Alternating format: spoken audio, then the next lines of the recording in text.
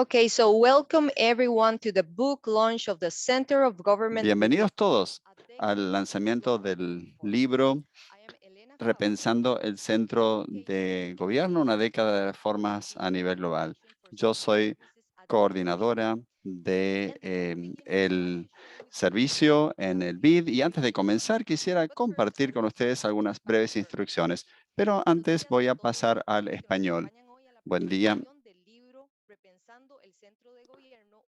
Good morning, everyone, and a good day to those of you joining us for the launch of the Center of Government Revisited, a Decade of Global Reform.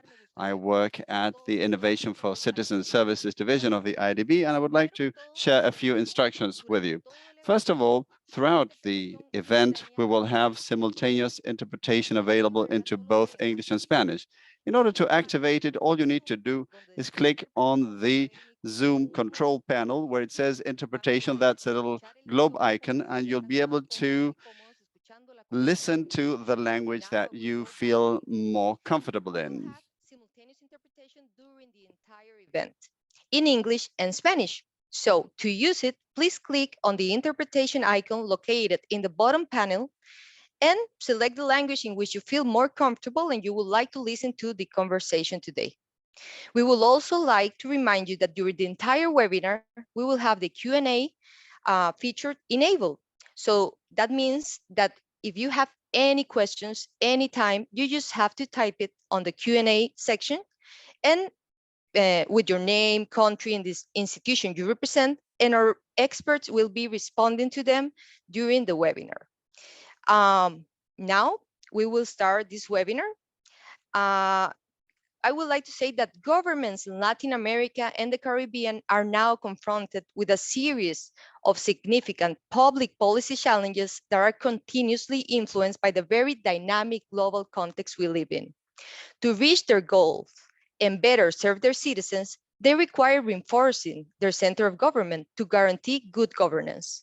Today, a decade after the book Governing to Deliver, Reinventing the Center of Government in Latin America and the Caribbean, we're launching the new publication, The Center of Government Revisited, a Decade of Global Reforms.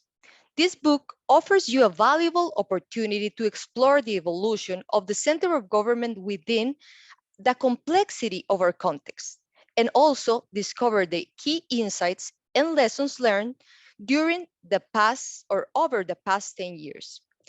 To provide deeper insights into the extensive efforts behind these publications, I would like to hand over the floor to Edgardo Mosqueira, head of the Public Sector Management Unit, and Mariano Lafuente, Principal State Modernization Specialist, both from the IDB and also part of the authors of this groundbreaking book. Over to you, Edgardo and Mariano. Thank you very much, Elena. Good morning, everyone, and thank you very much for joining the webinar. I would like to thank the panelists that are here in the meeting, as well as all the co-authors of the book. Mariano Lafuente will join me in the presentation of the study.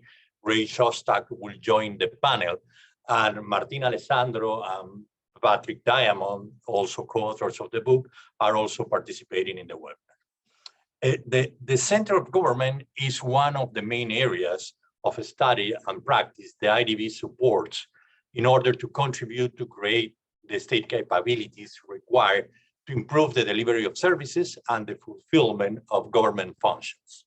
The last 10 years, Black government's efforts to improve center of government capabilities have increased as governments became more aware about the need to manage the entire machinery of government with a more strategic approach.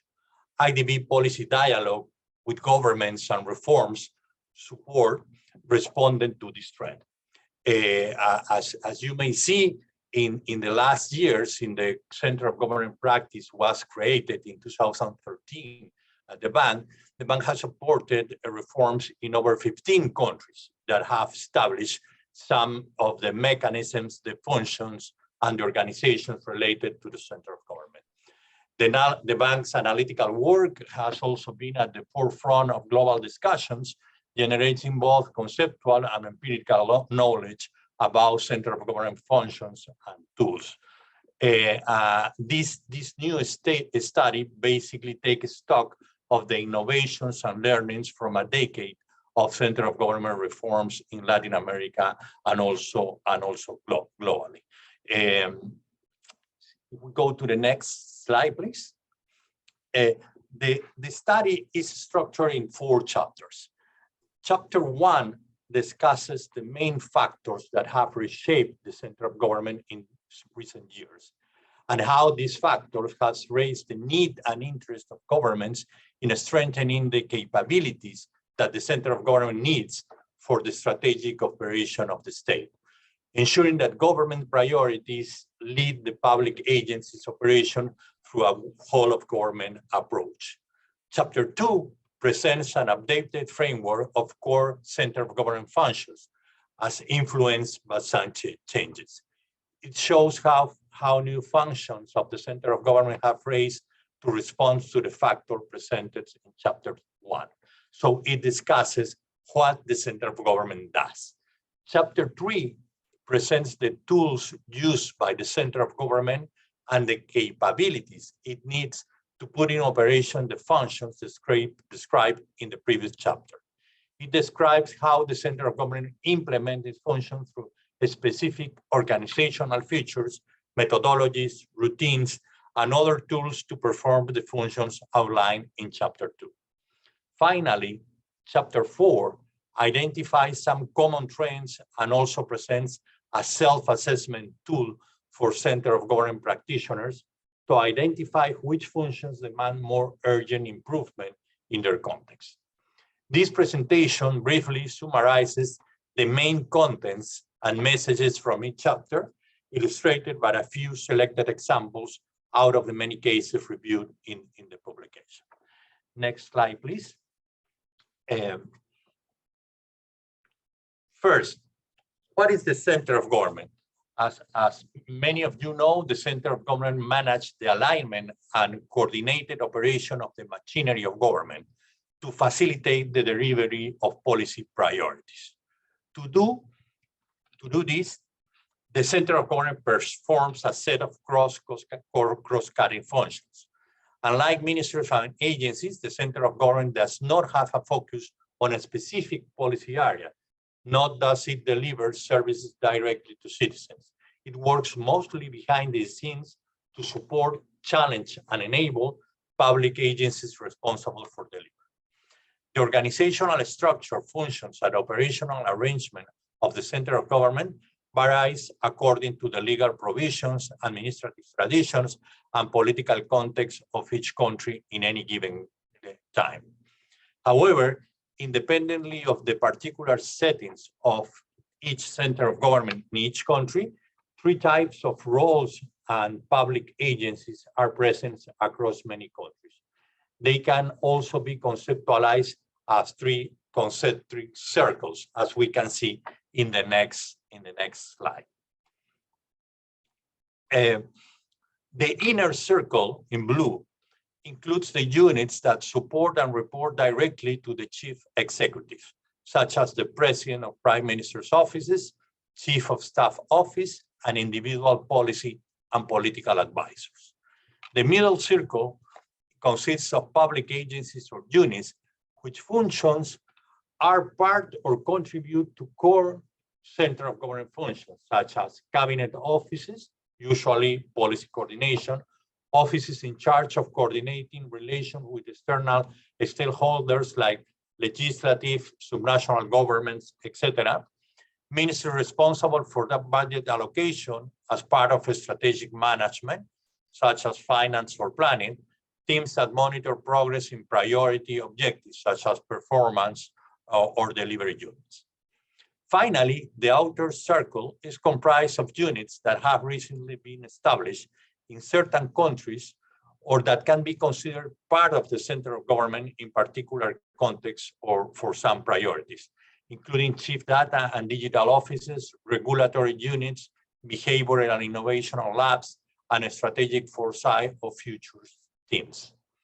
Line ministries and agencies and other public institutions that usually deliver the services are outside of the center of government. The next slide start explaining chapter 1. Basically, this chapter shows how three group of factors have impact the work of the center of government. One are comprised by social, political, economic, fiscal, and technological challenge. And you can see in the first column some examples of these changes, like the COVID-19 or the decline in trust the governments are facing currently. This has influenced the way the center of government has been performing their functions in the last year. The second column talks about new tools and techniques of governance that are also influencing the center of government. The data and digital revolution have generated more accurate and on-time information regarding what is happening in service delivery, for instance. So it allows the center of government to get more information, more detailed information on how services are delivered to citizens. And this has also impacted the way the center of government organize and use their tools. And the third lesson, and the third column basically describes the lessons that we have learned in the implementation of the center of government in the last decade. And these lessons have allowed governments to basically improve their tools, their methodologies for performing the center of government functions, and have made they more sophisticated. The new role and functions of the center of government are described in the book. As you may see, the book describes the 5 key functions of the center of government that are strategic management, horizontal and vertical coordination, monitoring and improving performance, managing the politics of policies, and communication, accountability, and citizen engagement. The external and internal changes and learnings from past reforms described in chapter 1 have reshaped the center of government core functions that need to be performed to fulfill its role. Based on this analysis, chapter 2 presents a revised framework that builds on the IDB's original 5 functions defined in our previous publication of 2014. Many of those present in the seminar will be eventually familiar with the bank's original framework, so we can focus in the next slide in the changes that it has experimented. The bank original framework outlined 5 core functions and a set of activities comprising those functions. The 5 core functions are still critical, although some of them has been reshaped. Certain activities within each function have become more salient. New activities have raised. They are highlighted with red rectangles in the slide, and some of their tools have experimented additional development and currently are more sophisticated. Let me briefly explain some of the new tools. Regarding the function of coordination within subnational governments in the second column, as you know, key services are delivered through functions performed by several levels of government with a key participation of subnational government, particularly in the case of Latin America, because an important amount of public expenditures are managed directly by subnational government. Improvement of service delivery requires better coordination, collaboration, and governance arrangement across the several levels of government. Many countries in the region have developed these new coordination capabilities led by the center of government.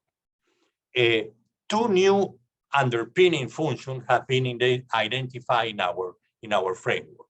These 2 functions are shaping government capabilities and culture and building intelligence and analytical capacity. Um, these two functions help to strengthen the center of government performance across its traditional functions. Let me now pass the presentation to Mariano that will continue with the following sections. Thank you, Edgardo, and good morning, everyone. In the book, also in chapter 2, we present another way of understanding the work of the center of government. In addition to the functions that we saw, we also analyze the role of the center of government across the policy cycle. So the center of government starts with help defining the government's ambitions in terms of identifying the needs that support the government's vision. This translates into the priorities. The center of government has a role in guiding and giving guidance in terms of the structuring and the definition of the priorities with the different line ministries and with the chief executive. Then the center of government ensures that those priorities have the budget needed to be delivered. It also works during policy making, ensuring coherence, ensuring coordination during policy making, and also supports the ministries in charge of the actual delivery of the priorities through tools for implementation planning and defining a framework for accountability, internal accountability. Then during implementation, the center of government moves to monitor and to coordinate the implementation, to unblock obstacles so that things happen. And then finally, it has a very important role in terms of communication and accountability to citizens of what has been achieved. And during this policy cycle, the center of government still manages the politics of those priorities, and also across all the policy cycle and along the way, the center of government helps to build the capacities or capabilities needed at the different line ministries to deliver. During the book, also in chapter 2 and across the book, I would say we include several examples on how, what's the impact of a center of government model applied systematically. We have different examples from citizen security to preventing adolescent pregnancy to many other policy priorities. And one of them is in education in the state of Pernambuco in Brazil, where the state adopted a management model which we documented early in the past in 2014, but the government continued to implement, especially in education, making the state of Pernambuco one of the leading states in Brazil in terms of student performance in high school, as well as in the lowest percentage of high school dropouts. Chapter 3, as Edgardo mentioned, is the how. So we defined before the what. So what does the center of government is doing now, or what it should do? This is more about the how. So we present over 30 instruments and practices applied in the real world, with examples applied with the real world for all of the functions of the center of government. I think this is perhaps the most interesting part of the book for practitioners. Let me share with you some of the examples. So for example, in the function of strategic management, for setting priorities. Okay, how do you set priorities? One of the principles that we share with our clients, with our government clients when implementing center of government reforms is that they need to prioritize. They need to have very few priorities. Okay, how do you do it in practice exactly? So what's the role of the center of government in doing so? So we present here, for example, prioritization matrices, and we present the process or the flow that has been followed in several governments to make that happen. Another of the tools that we present in the book, and that in my experience is one of the tools that are most applicable or more interesting to the governments in Latin America and the Caribbean, is the delivery chain. The delivery chain is a tool that maps all the stakeholders in the delivery chain from the citizen receiving the service all the way up or all the way to the left to the policymaker making the decisions and making policies. And in doing so, we have a clear understanding of who does what and when. And we also map in the delivery chain the possible risks. So what can go wrong in each step of the way, both at the national and subnational level. And finally, we also include data capture. So with the delivery chain, we can identify when are we going to have some initial data that is going to give us some hints if we're going to make it with our target by the end of the period. So we can act proactively as a government using that data well in advance. In terms of monitoring and improving performance, perhaps one of the most common tools have been the performance dashboards. This is not new, obviously. However, in the publication, we include some examples because we are asked constantly. So what is a good example of a dashboard? How should it look? And dashboards can vary in terms of complexity and sophistication, right? So integration, for example, with the financial management system or with the public works monitoring system with pictures. Anyway, so you can do it in a several number of ways. In the book, we present different options. The same with the data-driven stock takes. So these meetings to monitor progress, to unblock obstacles where the chief executive or whoever she designs or he designs appoints can lead the meeting with the participation of the different line ministries, the participation of the center of government to solve problems and make the delivery more feasible. Okay, so we also describe that in detail in terms of how to run the meetings, how to prepare for the meetings, and how the meetings, what's the dynamic behind them. Another tool that we include here with examples are the reporting and memos to senior leaders. So how does the center of government report to presidents, report to ministers of the presidency, or to line ministers? What kind of reports they use? What's the frequency? And here, let me emphasize, it's very important to engage the political authorities in performance. And for that, you need these kind of reports, right? So I think the book also does a good job offering different options based on real world cases. Finally, in terms of the function of accountability and communications accountability to citizens, we also include the example of public dashboards. So here is in the slide an example from the city of Buenos Aires, but this has been also practiced in the past, for example, in Colombia with Como Vamos at the subnational level. Basically, this also entails a decision of making the priorities public, or some of them, right? That's another of the debates that we include in the book, based on our experience that not always and not all priorities are public. But for us, which are public, we think it's a very good practice to engage citizens and generate that sense of urgency in the administration through engaging with citizens. Another of the tools that we explore in the book are the accountability sessions led by the chief executive together with citizens, for example, to explain and to present the progress made in the different priorities.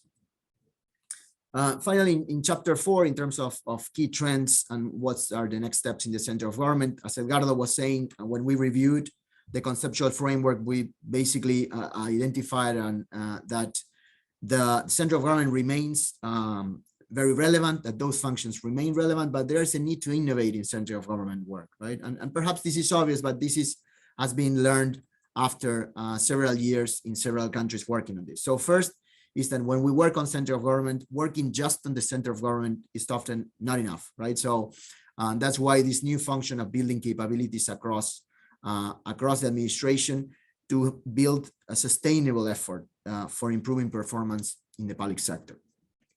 The second lesson is that the role of the center of government in terms of data and digital and knowledge management is critical, because the center of government, by leading this function from the center of government, we can break institutional silos in terms of sharing information. And this is crucial for monitoring and for intersector coordination. The third lesson, Edgardo referred to it in his intervention, is that because the center of government doesn't deliver by itself, it's more important, this partnership with subnational governments through vertical coordination, but also in terms of collaborative governance with the private sector, with NGOs, and with citizens. Finally, results are co-produced. And finally, another reflection is that because of this expanded role of the center of government, this is a challenge as well. We included in chapter 4 an update to the institutional development matrix of the center of government that has all the functions listed in the conceptual framework with 4 different levels of performance. So to help the practitioners identify which are the areas that perhaps need more help or perhaps need more attention from the center of government, and where to focus the efforts, given you cannot improve all the functions of the center of government at the same time, right? And just to end, some final remarks. One of the comments we've received along this decade is that the center of government only focuses, or this work only focuses on the short term, right, on the political term of the administration. And based on the tools that we saw, it does. So basically, it does accelerate delivery during that period. But we strongly believe, after all these years, that these efforts of enhancing the technical capacity or capability of the center of government also creates a culture of performance, also creates capabilities at the sector, at the line ministries level, that are sustained over time. As we will see during the panel, and also with other countries, these efforts have survived several administrations in some countries. So we think that strengthening the center of government, having a well-functioning center of government, can definitely improve capability in the public sector and in government to deliver the most important priorities to citizens. I'll stop here. Thank you very much. Thank you very much, Mariano and Edgardo, for sharing these amazing and powerful insights. We are very confident that this book will serve as a powerful tool for governments all across the region, empowering them to take proactive measures to enhance the center of government's effectiveness and advancing public management in Latin America and the Caribbean. Next, I have the honor to present or introduce Susana Cordeiro Guerra, Manager of the Department of Institutions for Development at the IDB. Susana will share with us her thoughts on how this important book and this important matter aligns to the IDB's institutional agenda. The floor is yours, Susana. Thank you, Elena, Edgardo, and Mariano. Good morning or good afternoon, depending on where you are in the world. I'm delighted that all of you have joined us today. We have 150 participants now that are online, and I'd like to welcome all of you to the launch of this new book at the IDB, and also a warm welcome to all of our panelists that are joining us today. And I'd like to, like Elena said, step back and have two reflections on this publication. The first one is, the center of government is really, and this revision of what they've done over the past decade is really at the crossroads of old and new theories of state capacity and of building state capacity. And I'd say the center of government, when it was first launched, it was still in the context where the literature on state capacity and institutional strengthening was very much in a compliance-driven model, right? And it was all about finding the right tools and solutions, and in this exchange with governments being able to collaborate towards the absorption of a particular technology, tool, or instrument. And as the years went by, and in this past decade and a half, I'd say, I think both practitioners with academics have created many schools of thought, agile, problem-driven, iterative adaptation, and among the many different schools that move from a compliance-driven model to one that contemplates problems as a whole and involves agility and iteration and learning by doing. We want to do, we want to learn from what we do, but then we want to do what we learn. And actually implementing this full cycle in the public sector is extremely difficult, as I'm sure all of us here share that challenge. And the center of government is at the nexus of this change, right? Because as it evolved, it also absorbed a lot of this change in thinking. And naturally, as Edgardo pointed out, to its updated functions, they show that. They show the need for more coordination. They show the need for coalitions, for real-time performance information, for coordination of transitions, public engagement. So really all of these new functions and updated functions point to the need to contemplate the authorizing environment to implement different reforms, the need to build coalition among a wide range of stakeholders, and especially point to the need for agility and real-time absorption of what we're learning from different reforms. So in essence, what might have started as a somewhat rigid center of government has evolved to one that's continuously learning and adapting and evolving as it goes along. And I think the publication shows that very well. And this brings me to my second point. The IDB is also at another critical juncture, and multilaterals are rethinking a lot of their portfolio and resource allocation. But the enabling condition for all of this work is institutional capacity, and the fabric. It's the connective tissue of everything we do, and so having a strong center of government really, and the way in which it has evolved and updated its function is a testament to how a strong center of government can lead to stronger institutional capacity and institutional strengthening. And it is also emblematic of the role of the IDB as a know-how bank. If we want to become, and we are moving towards increasingly a knowledge bank, we increasingly also have a lot of value add, and this publication is emblematic of this value of know-how and the ability to translate into conceptual frameworks and analytical tools, processes that are often idiosyncratic, cumbersome, exposed to exogenous influence, and the ability to distill this into the different tools that Mariano showed in the presentation is invaluable to clients who are in the front line.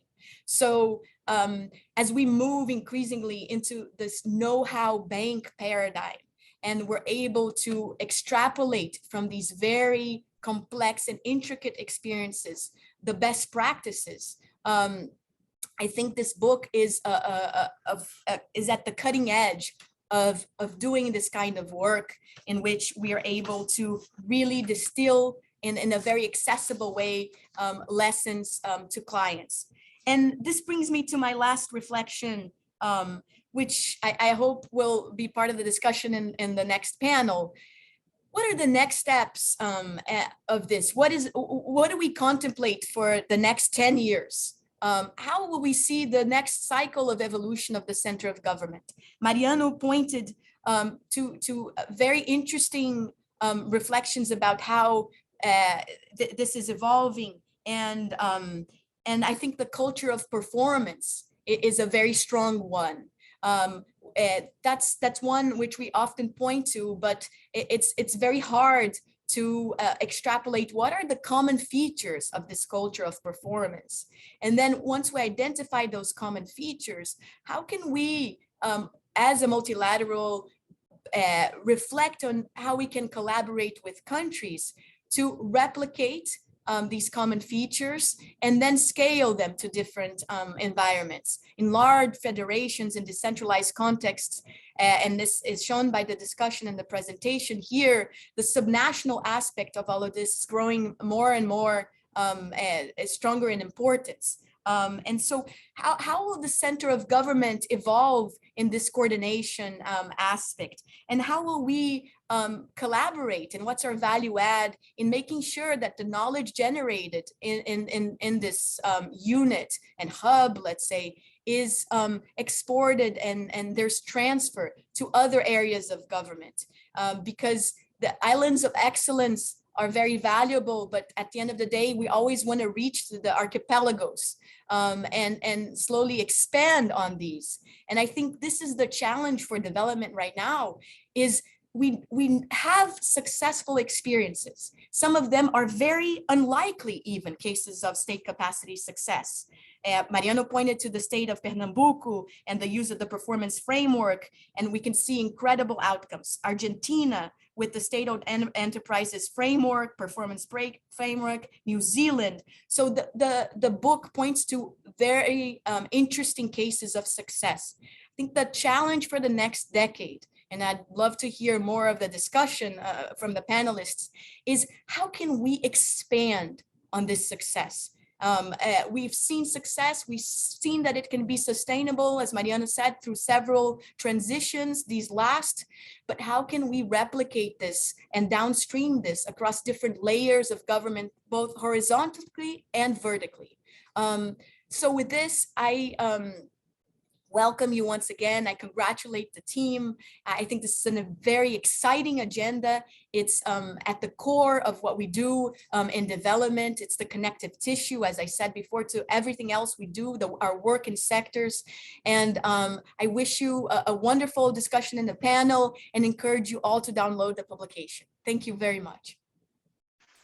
Thank you very much, Susana, always for your insightful thoughts and the perspectives you give on the IDB agenda and on the IDB thinking around the center of government, and also for giving us the transition to go to the panel to think about what the center of government have been through the past 10 years, but also think of what we're facing for the following 10 years. And for this, we will begin our panel discussion, as we were saying, featuring 4 highly acclaimed experts who will talk about the evolution and challenges of the center of government over the past 10 years and the upcoming 10 years. And for this, I'd like to introduce Sandra Naranjo, lead specialist in public sector management at the IDB, who will moderate this session and also introduce our speakers. Over to you, Sandra. Thanks so much, Elena, and thank you everyone for being here. We have had a wonderful presentation that summarized the book. Many of you have been asking for the link, and we'll make sure to put it in the chat so that you can download it. And I think there were several things that were mentioned. We talk about all the changes in the context. The book defines what the center of government is, but more importantly, how to implement all these practices and instruments. You have over 30 instruments there that you can use. And I'm very pleased to kick off this panel, where we're gonna discuss the results of the study and explain why this book is so relevant for practitioners in our region and the world. Before we start, some housekeeping, and I remind you that at any time you can add your questions in the Q&A section that you have in the bottom of the screen. I'll try to get as many questions as I can, so I'm gonna ask kindly to our participants, to our panelists, to limit their answers to 5 minutes. I'll make you assign a wave when the time is over. And then let me start with Dustin Brown. He's the Deputy Assistant Director for Management at the Office of Management and Budget in the Executive Office of the President of the United States. Dustin, first of all, on behalf of the IDB team, thanks so much for your insightful comments on a previous version of the document and for all your support during the last decade. Edgardo, Mariano, and Susana, during the discussion, we've been talking about the importance of strengthening the government capabilities and shaping the culture of the organization as a new function of the center of government. And so I wanted to ask you, from your experience in the US federal government, how have they been going around this? Can you share perhaps some of the evolution of this function and how have you seen it in practice? Great, thank you, Sandra, and really huge congratulations to Edgardo, Mariano, Martin, Ray, the whole IADB team on this important work and the contribution to the never-ending quest to further development government's ability to solve people's problems. I think that's why we're all here and so committed to this work. And I think the role of the center of government in that needs more attention than it often gets. And I think IDB has just done an amazing job really focusing on the roles and responsibilities and the functions of the center of government.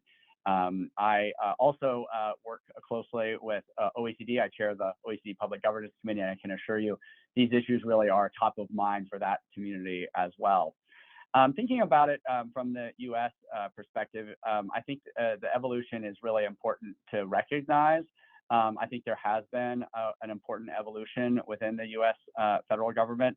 I think importantly, the historical efforts around government reform efforts have been that each new administration tries to throw out everything the previous administration did and start over. And I think we've worked very hard to develop a more stable set of routines that can obviously adjust with the policy priorities of each administration, but making sure that we have a little more continuity on some of the basic functions of the center of government around setting goals, measuring progress against those goals, being transparent with the public around progress made and where we've fallen short. And I'm pleased to say that, dating back to 2010, when we worked with Congress to identify a new piece of legislation that was enacted on the Government Performance and Results Act, that has really helped us put in place a more stable framework that both the center of government and importantly our line ministries are using. And obviously we work very hard to make sure that that is something that is used and useful rather than something that can become a compliance and check the box exercise, which is constantly something we're working to avoid.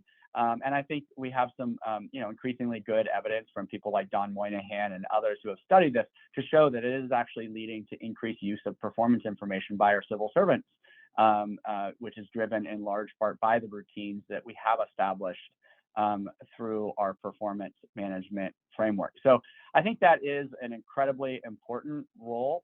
I want to also just highlight, I think, a theme that the book does a great job of highlighting, which is one of these central truths that I think we need to recognize has been an important issue, and I think more importantly will become an increasingly important aspect for the center of government to address, which is that our countries face horizontal problems, and yet our governments are organized vertically. And I think there is no more important role potentially for the center of government than to figure out strategies and tools and techniques for overcoming that central issue. The issues that we face today don't respect the organizational boundaries that often were created for problems from decades, if not centuries ago, and need to evolve if they're going to stay relevant to addressing the very real issues that people face in their day-to-day lives. Obviously, OMB plays a number of important functions, from the budget process to the regulatory process. But one of the important things that I think we've increasingly been leaning into is our convening role. I think we are seen as a neutral arbiter that can bring agencies together to solve common problems. I've been asked to lead efforts a number of times, whether that is something like the infrastructure permitting reform work that over 30 different agencies must contribute to allow a project like renewable energy or other dams, bridges, roads, infrastructure must work together on for the project to go forward, or security clearance reform, or more recently, we've centered on 5 life experiences that really try to better align government to the events people experience in their day-to-day lives, whether that's giving birth to a child, somebody facing a financial shock, transitioning from military to civilian life, approaching retirement, or somebody that faces a disaster, are the 5 that our President's Management Council, which is comprised of our chief operating officers, have identified as the 5 areas we're working on. And we're just taking lessons learned from some of these, applying them to other, but really trying to make sure that each have the following 3 things in place, which I've really identified as the most important elements to have in place if you're going to make progress on something. And I'll just go through these 3 real quick, and then I know we want to move on to the other speakers. The first is making sure there's a real outcome-oriented policy and a theory of change based on the best possible evidence. And that a policy that can evolve over time as we learn new evidence and information rather than something that is static. And I think making sure that we have that clearly laid out and it is focused on outcomes is absolutely critical. The second is key ways for leadership to engage in the process. Obviously, a lot of leadership time and attention can often be focused on short-term reactionary items, budget, communications, policy, legislation. Making sure that we're carving out leadership time to really focus on those hard implementation issues and doing that in a regular data-driven way, I think is absolutely essential for making progress. And third, and this has also been mentioned a number of times already, and as I know a key feature of the book, is really looking at the capacity. I think in almost every case I've seen where we've been able to make significant gains, it has been through leveraging the budget process to identify resources that are going to be critical to closing a gap or bringing in new capabilities, rather than just thinking that we can do this solely through policy and management, often on a system that is already quite taxed and quite busy with existing demands. Being able to carve out some room for new capacity and capabilities is often critical to see progress. So we have developed tools along those lines, and we try to think about ways to bring all the various tools and levers that the center of government has, whether that's the budget process, whether that's leadership, whether that's management, regulatory, legislative reform. And one of the more important ones we've really used, again, across the past 3 administrations, is a cross-agency priority goal tool that really makes sure there is a clear work plan and there's transparency. We update those at least every 3 months on our website, performance.gov, for each of those tools that, really help us make sure there is some continuity in how we approach these cross-cutting problems that we have identified as part of our president's management agenda, so that there is predictability and certainty around how we work across administrations and even across individuals as they come in and out of different positions. And I think that sort of stability has really helped us make progress on these issues that really do take considerable time and effort, often across administrations, to make the kind of gains and progress that people expect. So really look forward to the discussion, and thank you so much for having me. Thanks so much, Dustin. I love what you said about having essentially a results-oriented culture, and this idea of having horizontal problems in vertical organizations, and how from the center of government, in a way, you have to overcome that and start working between agencies and kind of have this combined role. So I'm going to move to the OECD, and I'm pleased to introduce you to Janos Bertok. He's the Deputy Director at the Public Governance Directorate at the OECD. Janos, thanks for joining us today, and on behalf of the IDB team, our gratitude to the OECD for a long-standing partnership on this issue. As an organization, you've been pioneers in this work. You started with the networks of OECD Center of Government officials back in 1981, and you have led several surveys regularly for Center of Government practitioners. And so I wonder, what are the main trends that you have seen in the last decade? Are they in line with what the ID book identifies, what we have discussed during this presentation? And if not, how are they different? Over to you, Jan. Thank you so much. And this is really a great pleasure. Thank you for the invitation. And also, I congratulate the Inter-American Development Bank for the launch of this book on the center of government. The center of government and supporting the center of government has been a long-standing priority for the OECD. You mentioned this was created 42 years ago. Actually, this is the highest level policy network, and this is working under the Public Governance Committee, chaired by Dustin. And Dustin is also part of this center of government network. This is the platform. This is a platform which brings together the senior representatives from the center of government in order to discuss the challenges, what decision makers are facing, but also to understand what are the trends, what are the good practices, what are the insights, what they can learn from each other. So let me answer your question with a few ideas, and also starting with the context, because what we see as emerging, and this is really the difference in the context, what has been changing, particularly in the past few years, and the pandemic showed how the challenges, what we call in the OECD, but I mean, these are the crisis situations. These are becoming very complex, very global, and the pandemic was one of the concrete example. But the centers of government, they are faced multiple crises, and these are cross government, as highlighted by the presentation, but also by Dustin. And also very often they are global challenges. Just to mention, these are the twin transition, so the climate change and the digital transformation. It's almost like a traditional. If we compare to the most recent ones, such as the energy crisis, the cost of living crisis, and what we are facing in the OECD countries, but also in Latin America, This is the decreasing satisfaction of citizens in trust in government, also in democracies, to mention a few of these challenges. So these are complex challenges, and of course, the center of government, they are at the leadership role. They are steering the government responses. So responding to your question, what we see as a trend that in this transition, in this context, the role of the center of government is to become more proactive and more outward facing.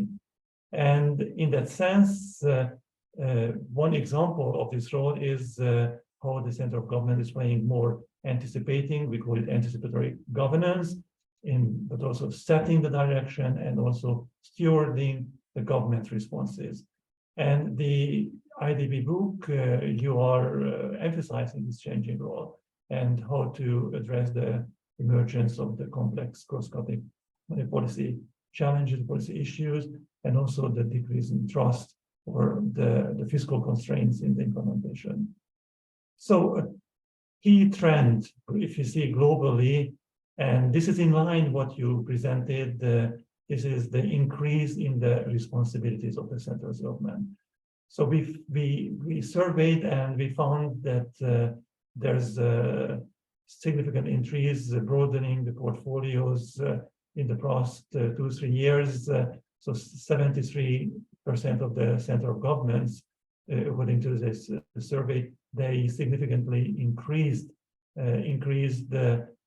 these are the capacity, the workforce, the budget, and this is including some of the high-profile cross-cutting topics in order to address the green transition, the public security issue, but also the inflation. So these are the top 3 priorities in the center of governments in OECD countries.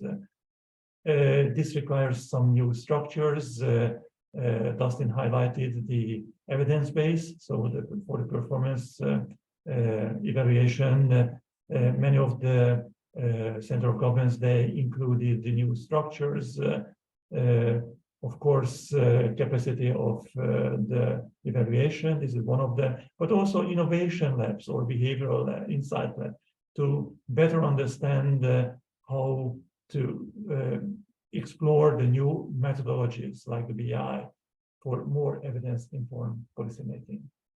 Another key related trend is a stronger focus on horizontal and vertical coordination, which is in line with the role of the central governments highlighted by the IDB report. But this is the way how to address cross-cutting policy issues and institutional silos. So the COGS, the center of governments, they play a critical role facilitating the collaboration across the public administration, the silos, but also taking a more active role in liaising with actors outside the public sector. We see a greater number of stakeholders are involved, for example, the scientific experts, the business associations, civil society organizations, and in that sense, the centers of government, they also set a leadership example for increased engagement of the stakeholders, particularly the citizens and the businesses. So to wrap up the key trends that we are seeing at the center of government more globally, this is active stewardship, increase in responsibilities, and also a greater focus on coordination. Thank you. Thanks so much, Janos. You mentioned how the responsibility of the center of government is increasing, and Dustin, you were mentioning then the challenges of, in a way, sustaining this role in spite of the different transitions. So now I would love to switch to the region to hear some perspectives, and I'm going to welcome Maria Fernanda Gaitan to the discussion. She's the director of the Colombia's Delivery Unit that is part of the President's Office. Maria Fernanda, I'll switch to Spanish to ask you the first question, but just a reminder to all our participants that you can select your preferred language in the interpretation icon at any time. You can ask questions to our experts using the chat. Bueno, María Fernanda, muchas gracias por estar aquí. Para el BID es un Maria honor estar. Fernanda, thank you for being here with us for the IDB. It's an honor to be working with the government of Colombia on this issue and being able to reflect some of your good practices in Colombia in our book. As we said throughout our conversation and our work, the lack of continuity and institutionalization of the technical workings of the center of government is a major challenge to the region. You have gone through 3 administrations in Colombia, interestingly enough, with different ideologies, but you have been able to continue to build on prior experience and lend continuity to the center of government. Why do you think that has been the change? What are the prospects for for the current administration in this regard, and what are the lessons learned by Colombia in this matter? And Roque Bravo is actually asking that. What do we do about transition, about the changes in administration, and how do we continue to bolster the government's role, which is so important, by the way? Thank you for your question. The case of Colombia is really interesting. Initially, we started working about 15 years ago in capacity building and in developing tools geared towards monitoring and compliance and information system developments. But over the last few administrations, Colombia has given more importance to monitoring and compliance of top priorities for the government. And so we have institutionalized, as part of the president's office, advisory offices, and we have a compliance unit currently, a delivery unit, which has remained constant over time and has become more flexible and adaptable and has a strategic approach to monitoring compliance with goals.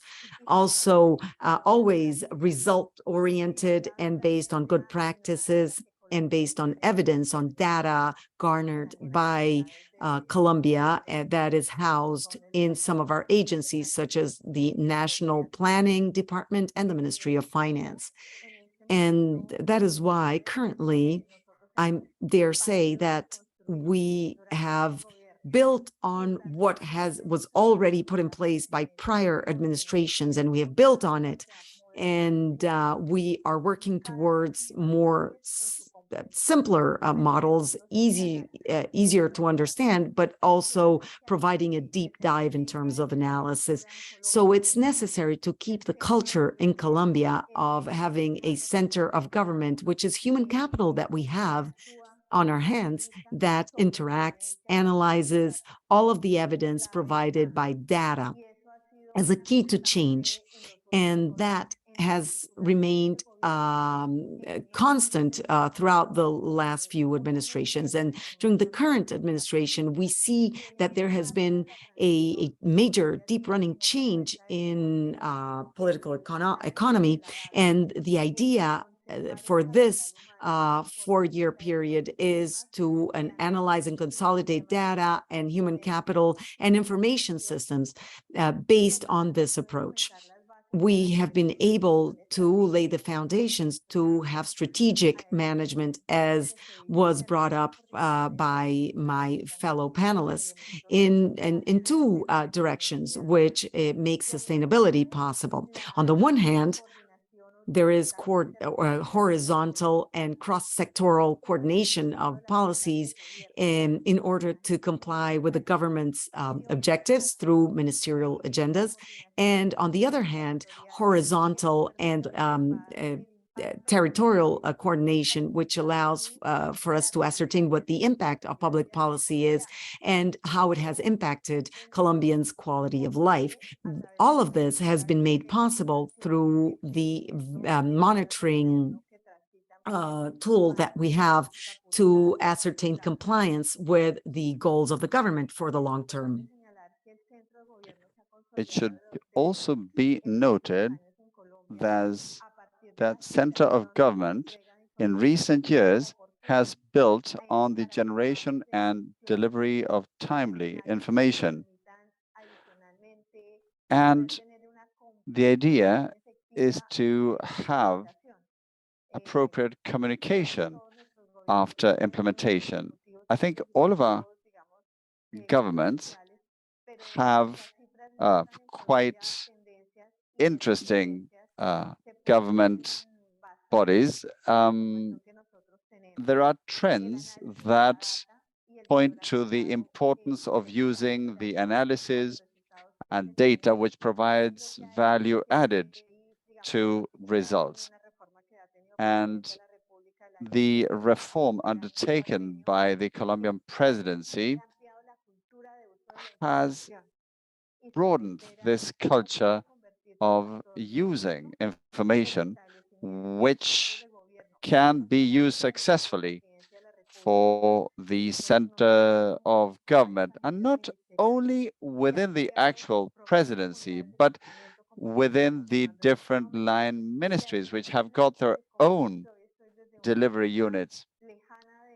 And sometimes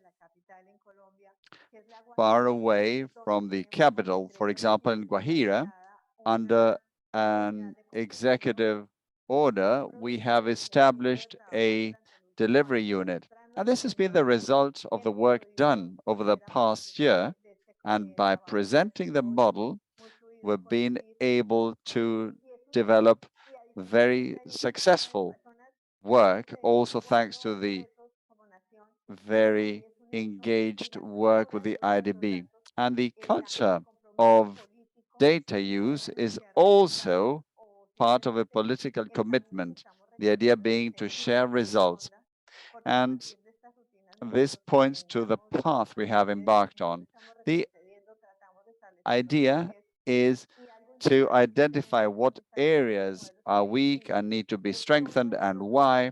We also work on the basis of predictive models.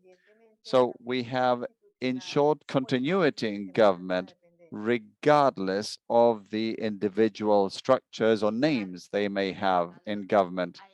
Thank you very much, Maria Fernanda. Important that a way to institutionalize the center of government is this combination of having the right people and then using the information and the data for better decision making, which is essentially strengthening and building the capabilities of government for results and for the citizens. So I'm going to go back to a global perspective, and I want to bring in Ray Shostak. He's an international advisor in government performance, public service reform, and education, and he was the head of the Prime Minister's delivery unit in the UK. So Ray is kind of acting as a double agent here because he was also a co-author of the book and is a global expert on these topics. And so Ray, in addition of being a practitioner in the UK yourself, you led the delivery unit, you have worked with several presidents, prime ministers, governors all around the world. How and what does this book bring to these leaders? In other words, why should we make time to read it?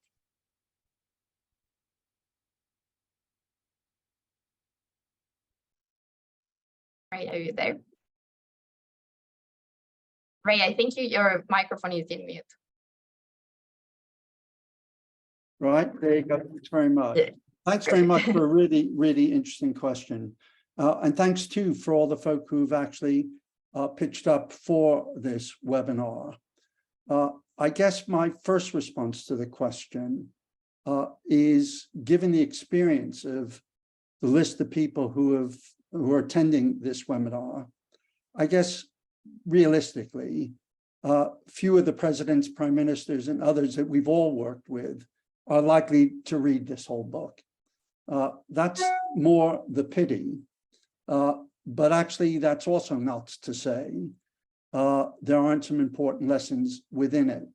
But given what Dustin was saying a few minutes ago, the reality is that presidents, prime ministers, chief executives have enormous pressures, conflicting pressures. And one of the key messages of the book is that it's important to leverage the time of those chief executives to maximum advantage and not be reliant on those chief executives to actually drive elements of this.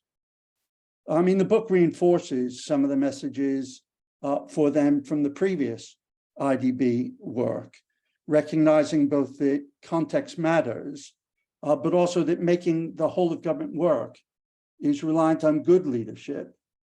But actually, one of the new elements of this, we describe it as the apex of government, is how it is the chief executive and their senior leaders and others ensure the government is, going back to what Susanna was saying, is actively managed, using their unique cross-government perspective.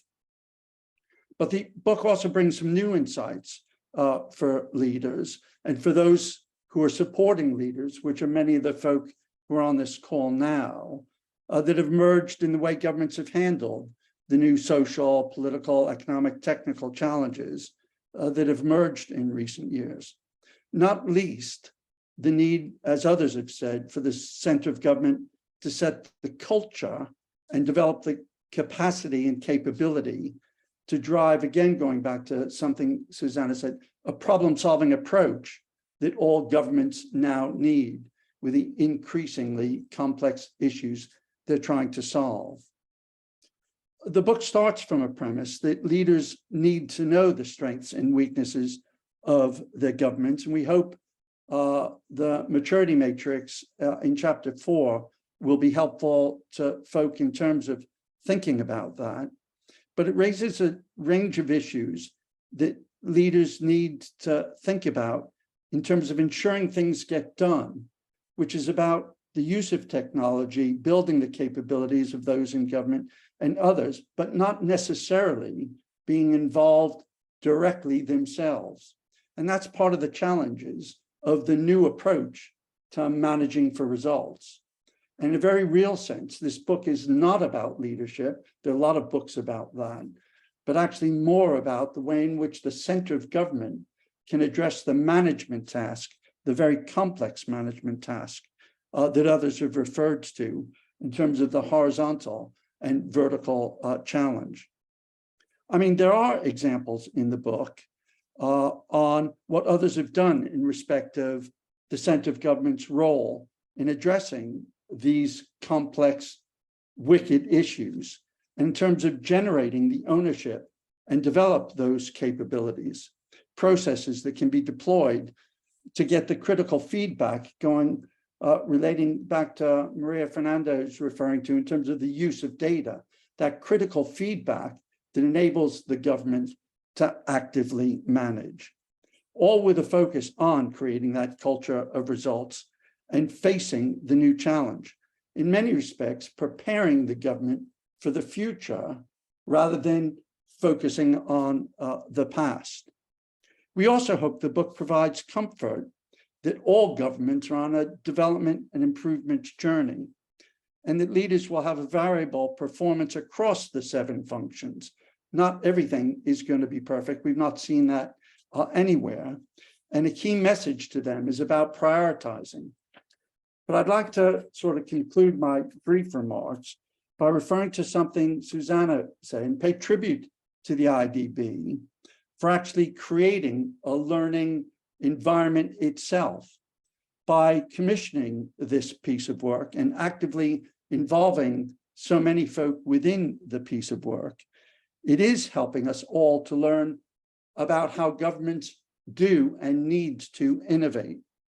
The book provides a rich array of examples of what others have done, but actually creating that enabling environment, both within governments, but actually across the world, is a key function.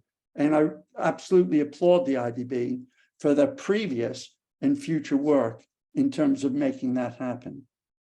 I very much look forward to the discussion and exploring some of these issues with many of those who are actually on the call. Thanks. Thanks so much, Ray. Definitely, this call is just a starting point. And you mentioned the culture of results, and throughout the conversation, we have talked about the importance of strengthening the center of government.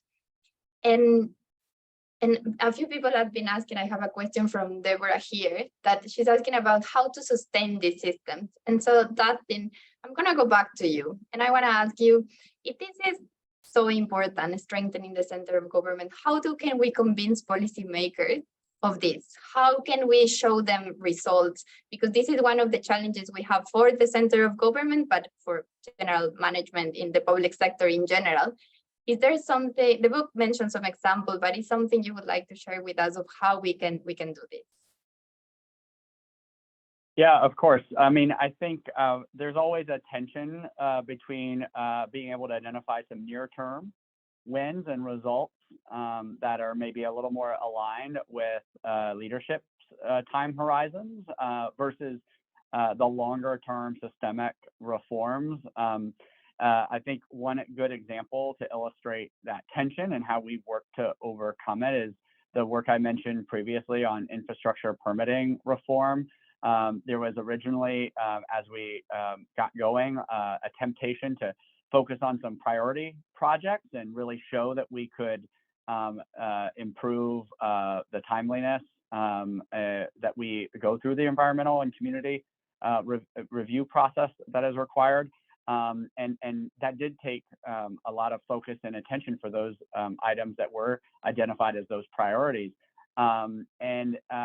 Yet what we try to do is take the learnings from the interventions that we were able to identify, things like identifying one lead agency that would be responsible for coordinating across all the agencies rather than putting the complexity of the federal government onto the project proponents is a good example of the types of techniques that we saw that worked. And then used those kind of nearer term wins that we were able to identify in individual projects, and then work to use those to justify the broader set of policy reforms that we needed to scale over time. So kind of tested it. And I think that was really important because we wouldn't have been able to scale that without having some real clear, tangible examples we could point to show that it was possible.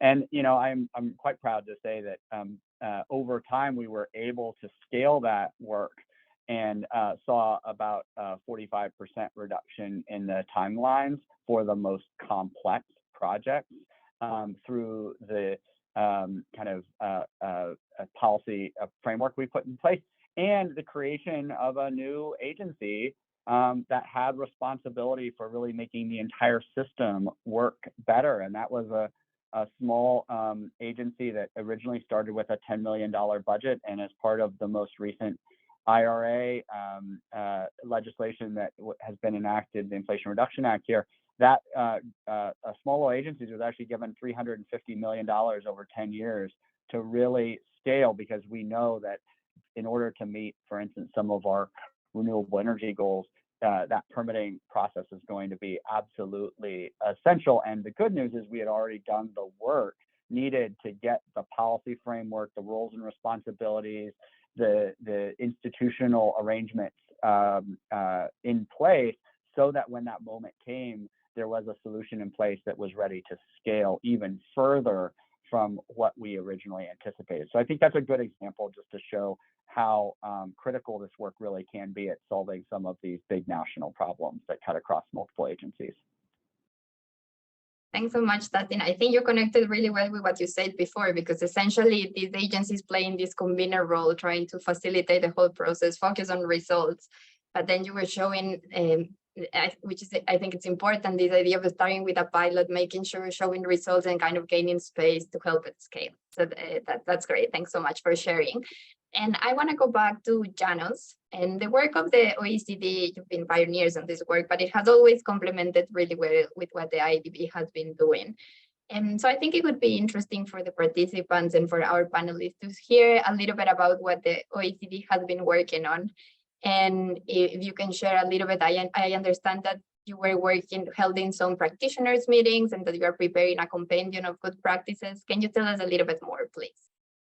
Yes, with pleasure. And I'd like to emphasize that this network of senior officials from the central government, of course, this is a forum for discussing the trends, what are the challenges the senior representatives they are facing. But this is also the platform for setting the public governance agenda.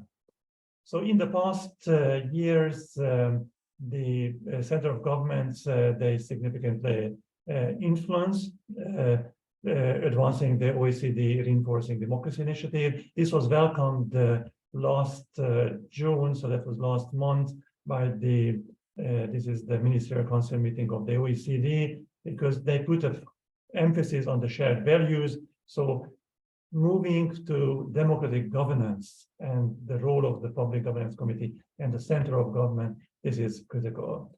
I'd like to mention specifically the underlying issue, which is, I mentioned previously, the declining trust in government, in trust in public institutions, and specifically the network of senior officials from the center of government. They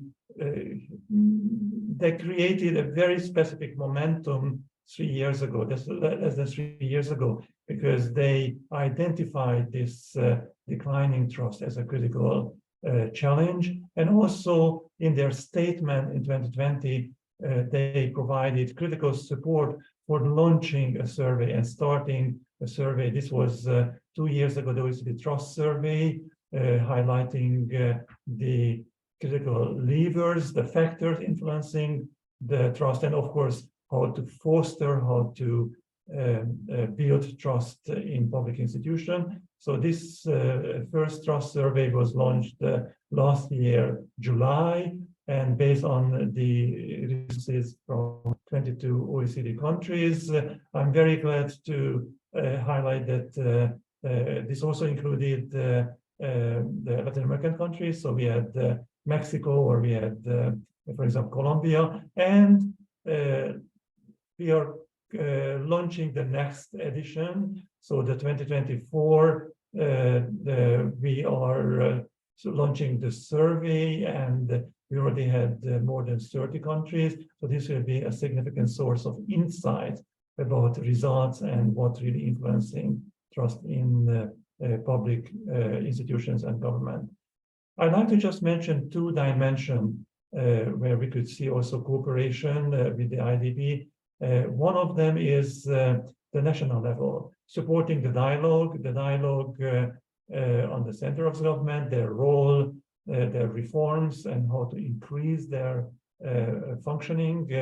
We have been working with the center of government, reviewing, providing policy advice, recommendations from Brazil to European countries such as the Czech Republic or Romania, but also in other countries like Southeast Asia, Thailand. The other form of potential cooperation, of course, this is when we look at in depth certain policy issues. You mentioned this compendium. Yes, we launched this survey and collected information for this compendium of good practices for steering from the center of government, highlighting what are the key responses at the center of government to those challenges we have been discussing today. So this cross-national survey, and with this survey and the results, this will be available later. And of course, we look forward to providing all these specific practices. We collected, identified over 60 good practices from OECD member countries. But in principle, I can reassure that these are very much in alignment with the IDB books and what you launched today. So much, Janus, and looking forward to all this wonderful material. And I want to highlight what you mentioned about trust, because essentially we've been talking about the importance of the center of government to deliver results. And by delivering results, we're also enhancing trust in citizens, kind of helping build a better society for all. Maria Fernanda, I'm going to switch back to Spanish again. Colombia tiene varias décadas de contar con un marco de For gestión. several decades, Colombia has had a results-based framework within the National Planning Department. You worked there, you led the agenda to monitor public policy, and the performance framework within the DNP has been dovetailing with the work done by the presidential office at the center of government. How have you organized that? How has that worked? I'm very interested in this results-based approach in the interest of citizens. That's a great question, by the way. And yes, indeed. I have at many instances in my life worked for different offices within the planning ministry. And how do we face these challenges and live up to them? First of all, the center of government is geared towards providing timely information to the chief executive and to the council of ministers to inform decision making. And based on this collaborative work, the National Planning Department has two budgetary areas focusing on vital areas for Colombia, such as ethnic groups, including indigenous communities, the Romas, and Afro-descendants, and also those who were recognized as victims in the peace processes that are still underway. And we have data analysis for since going back to 2000.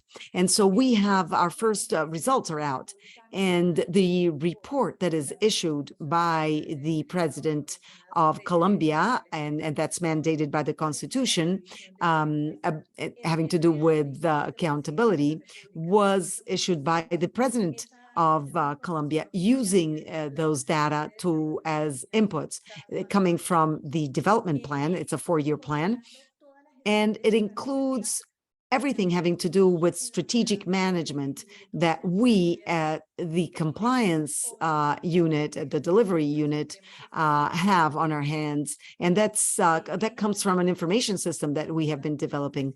One of the greatest sources of information is this national planning system, but it is complemented by and to a large extent by this emphasis on our priorities, on what we call our macro goals for this 4-year period, which includes some interesting aspects.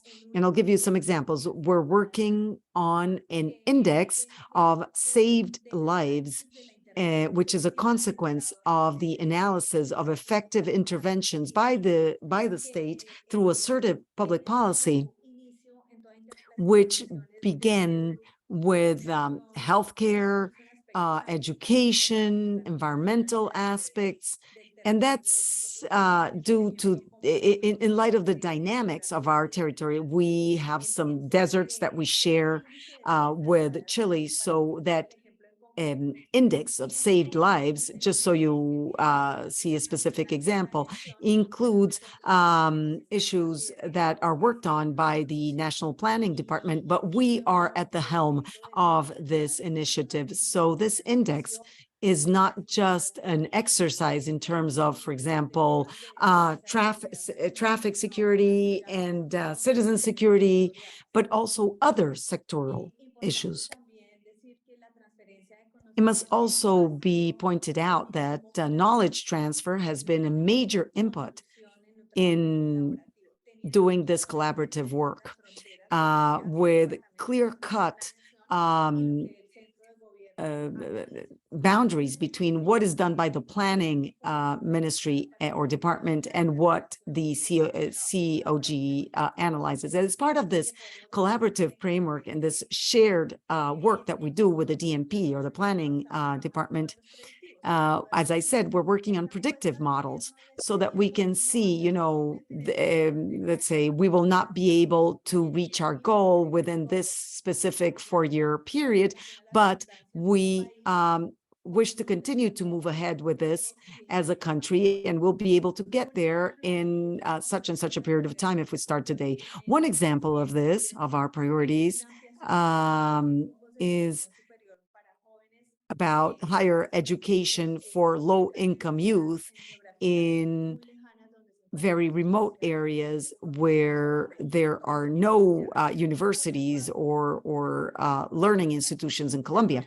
So we create a proposal and an RFP, and that's done by the National Planning Department and the Education Ministry, but we work on budgetary execution and all of the regulatory frameworks for this to become institutionalized and be a win-win for the country, which is what we're interested in at the end of the day. Let me emphasize that Colombia has for many decades had a results-based framework in place at the national level. And this has been leading the monitoring plan and the whole national development plan from the beginning up until the monitoring stage are part of this, of the work that we do. So we have very many inputs and a great deal of work on our hands.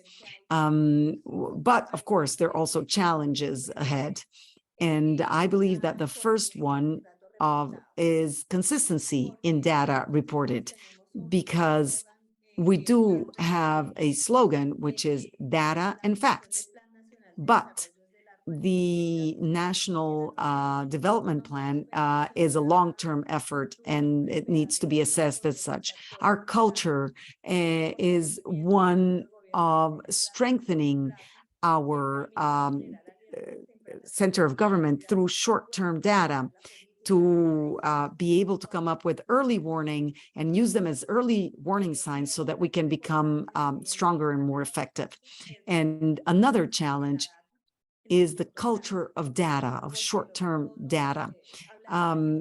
Because we can talk about impact indicators, for example, at the center of government, which clashes with the impact assessment culture that we have had for a long time. And that's another challenge that we need to overcome.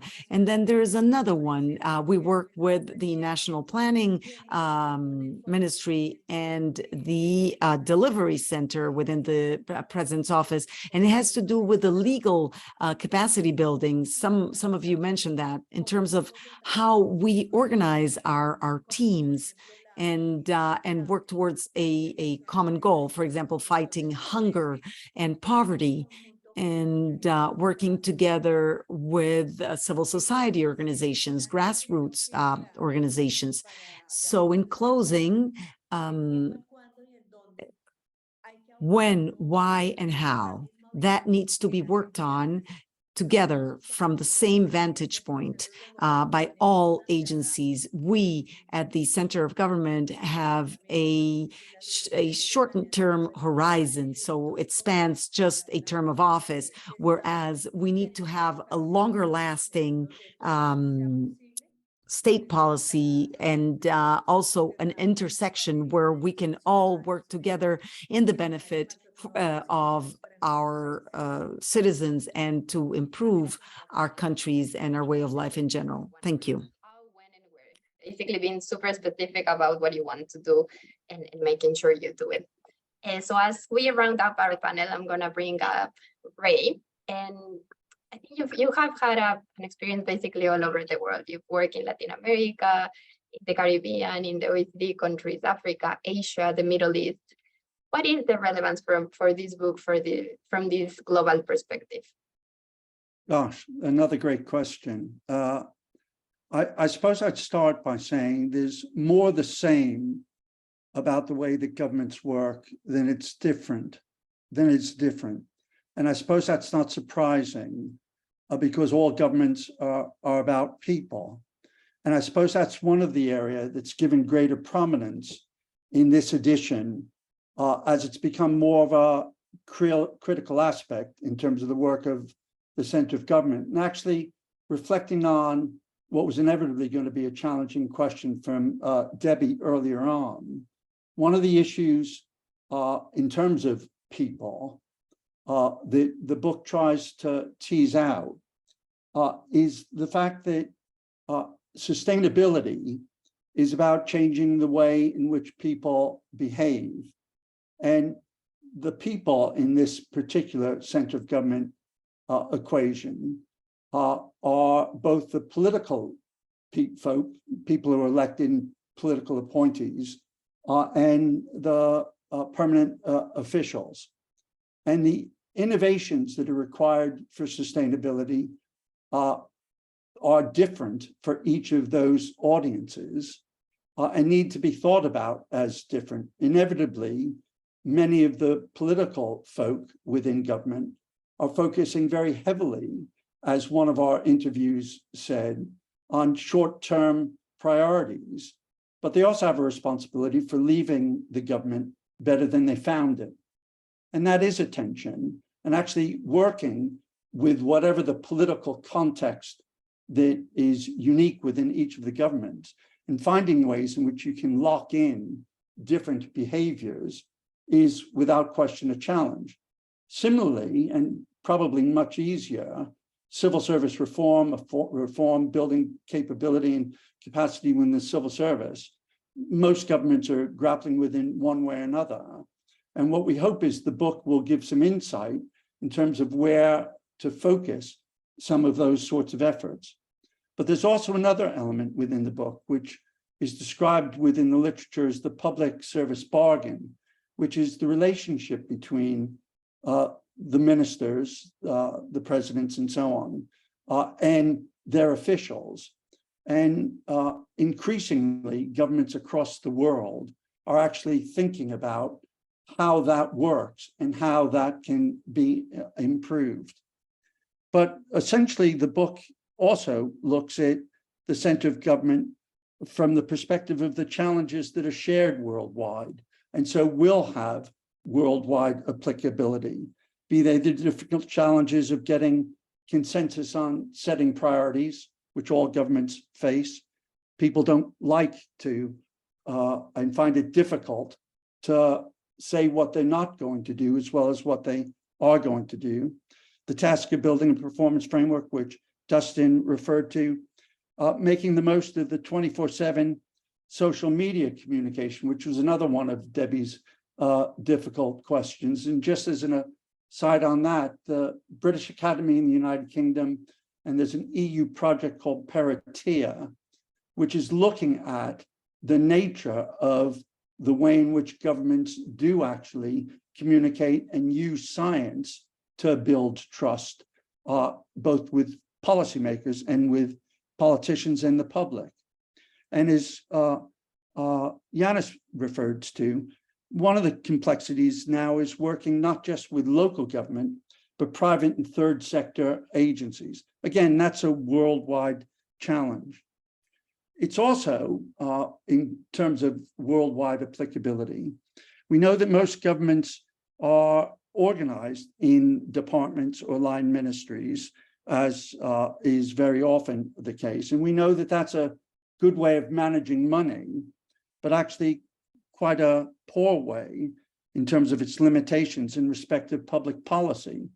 Increasingly, the wicked issues that citizens care most about are things: climate, health, education, poverty. They all require cross-government working, as many of the contributors today have made reference to. And again, the book is rich with examples and ideas from countries across the world. And then finally, as I mentioned a second ago, grappling with the challenge and the tension of getting short-term results, but also leaving the government better than they found it. We do explore some of those aspects, and we hope that will be helpful, not least of which is one of the intentions of the book, to stimulate the international debate about these issues so that we can all continue to learn from each other. Thanks so much, Ray. That was a beautiful wrap up of all the presentations. And thanks so much to Dustin, Janos, Maria Fernanda for joining us today and for your experiences and perspectives. I think we've mentioned throughout the discussion different things, but we have essentially talked about the need to start with people within government officials, civil servants, for the people, for the citizens, focusing on results, and going from ideas into action. And in that effort, strengthening the center of government is essential. We also talk about the need to, in a way, rethink the way the government acts, and for these horizontal problems that are every time more challenging within vertical organizations, and the need to work around that, and how the function of the central government is essential to achieve that purpose. We also discussed about the tension of these short-term results and delivery of what we have to do, but also in the same way building the capabilities for the state and how to sustain this in the long run. And hopefully this book contributes to that discussion with practical tools and insights. I invite you all to download the presentation. It has a very good compilation of what we have discussed, are all the lessons learned from the past decade. We hope it's a useful work. Thanks so much for your time and for being here. And back to you, Elena, to close. Thank you very much, Sandra. Well, while this engaging conversation could last and could continue for hours, given the enthusiasm of our speakers and also our audience, it is now time to conclude this session. However, before we part ways, we would like to extend the invitation again for you to download the book by scanning the QR code that you can see now on screen, and also throughout the link that you will see in the chat of the event. I would also like to express my gratitude once again to Susana, Edgardo, Mariano, Sandra, Dustin, Janos, Maria Fernanda, and Ray. Additionally, a special thank you to our audience for joining us and staying with us during the whole event and sharing your thoughts during the launch of this important book. We hope that after reading it, you will discover a new way of doing things in the public sector, one that prioritizes results, collaboration, and accountability across all areas of government. By doing so, we can help build a stronger and better equipped machinery of government that can effectively address the challenges in Latin America and the Caribbean. We hope to see you again soon and have a wonderful day. Thank you. Gracias.